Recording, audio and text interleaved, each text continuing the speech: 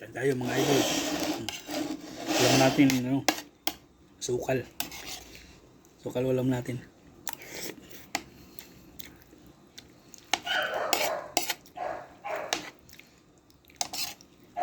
Kain po.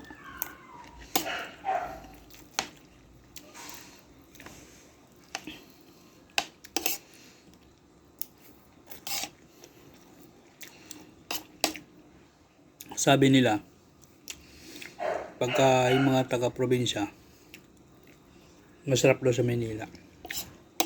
Kasi, makakain mo lahat ng gusto mong kainin. Kabaliktaran po yan, mga idol. Masarap sa Manila kung mayroon kang matatag na trabaho at mayroon kang maraming pera. Totoo po yun na makakain mo lahat ng gusto mong kainin. Pero kung ang trabaho mo ay sapat lang sa iyong pamilya, mas titiisin mong magdildil ng asin para lang meron kang maitustos sa iyong pamilya. Ganun po yun. Kasi kung ibibigay mo ang luho mo lahat sa iyong sarili, totoo yun, makakain mo ang gusto mong kainin. Pero kawawa naman ang iyong pamilya. Matitiis ba natin yun na magutom ang pamilya natin tapos tayo masagana sa pagkain? Yun yung masaklap na katotohanan mga kaibigan. Mas mabuti pa sa probinsya kasi pwede kang maggulay ng libre. Dito sa Manila mga kaibigan, makakakain ka ng gulay. Bibilhin mo.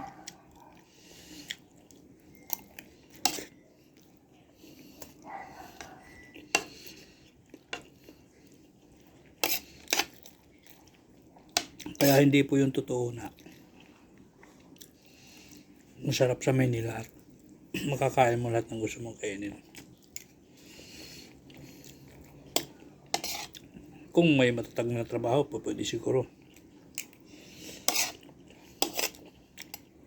Pero kung sapat lang ang kinikita mo,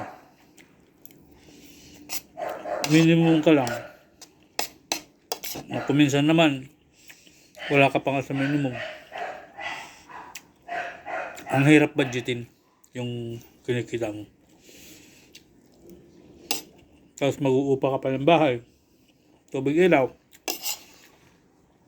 stay out ka pa sa trabaho, transportation mo. So lahat po yan, babudgetan mo. Kaya paano natin masasabi na makakain natin ang gusto natin kain sa Manila kung kapos naman tayo sa pera? Asya mga idol, kaya ho tayo.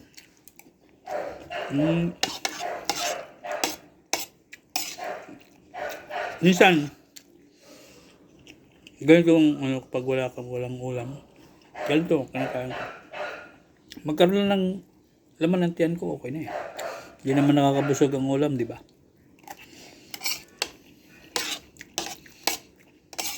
Okay na to mga idol. Hanggang tanghali, kaya na to.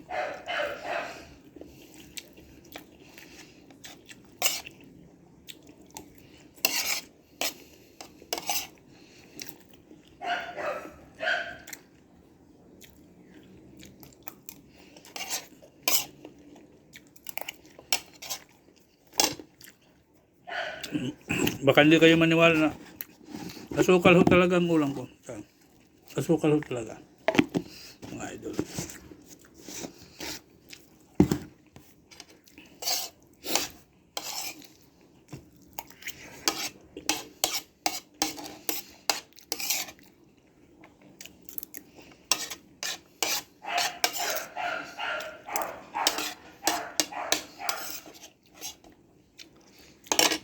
Ayos.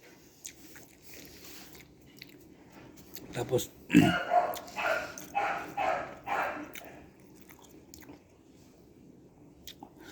so hanggang dyan lang ang video muna natin mga idol.